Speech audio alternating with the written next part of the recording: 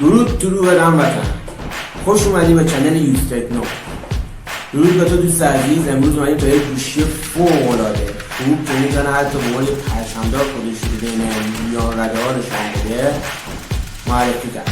اومده امروز گوشی پوکو M3 پرو رو بررسی کنیم. یک گوشی که بازار قیمتی 5500 میشه تا 5500 تا 6 میلیون تومان. این گوشی از نظر مشخصات ظاهری دوست عزیز چیز خاصی نداره، همون پوکو M3 پرو استیکر استودیو داره، یکی درباره که در پایین اسکر از سرش لبه کناری گوشیه، کلید پاور هم بالاشه، صفحه نمایش همون IPS امولد نشده و مخصوص کلام فقط صفحه نمایش همون 450 روشنایی داره که کلید 1080 سرعت نمایشگر 90 هرتزه. چیز خاصی نباید تنها قسمتی که گوشی قابل تاثیر پردازنده و دوربینشه که خیلی عالی‌تر شده به نسخه‌های قبلیش و نسخه‌های جدید قرار گرفته. گوشی فوق‌العاده عالی شده. بعد وایس لایک و فعال کنید بکنید حمایتی که من امیدوارم می‌کنم. درود بر تو هموطن. خب دوستان عزیز، میریم سراغ بخش دوربین. از نظر ظاهریش فرق نکنه، این همون سری پوکو M3 هست، یه M3 پرو شده که این دوربینش خود بهتر شده نسبت به قبل. از 48 مگاپیکسل ارتقا پیدا کرده و دوربین اولتراوایدش هم که شده 8 بعدش هم که همون 2 خودمانی. سلفیش هم شده 16 مگاپیکسل که خیلی قابل قبول عالیه، جای کم‌خواستی نداره.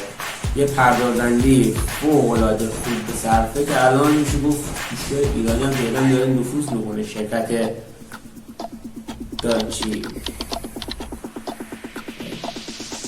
سری دایمنسیتی مدیاتک، شرکت مدیاتک داره نفوذ میکنه تو سری گوشی های تولید ملی که جی پلاس داره میزنه. بود خدا ببینیم چه پولایی بسازن.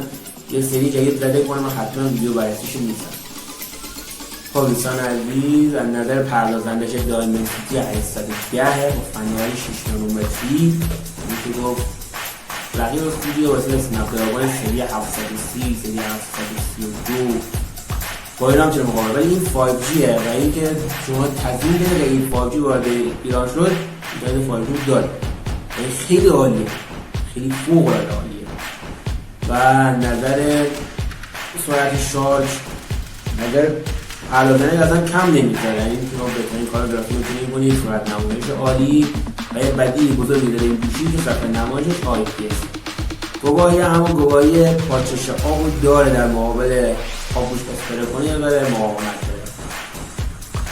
این از لحاظ باتری نگاه کنید، از لحاظ باتری 5000 میلی آمپر ساعتی داره با شارژر 33 واتی که 0 تا 100 در 59 دقیقه شارژ.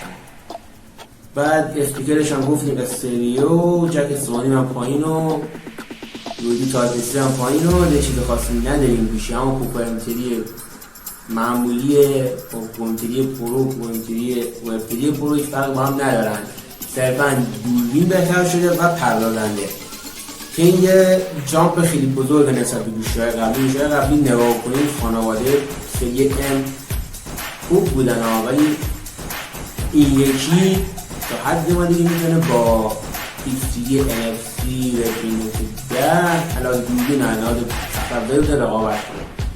گوشی خوبیه.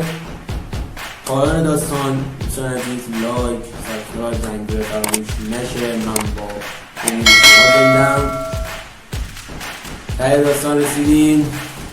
شما رو بخیر و هم سلامت.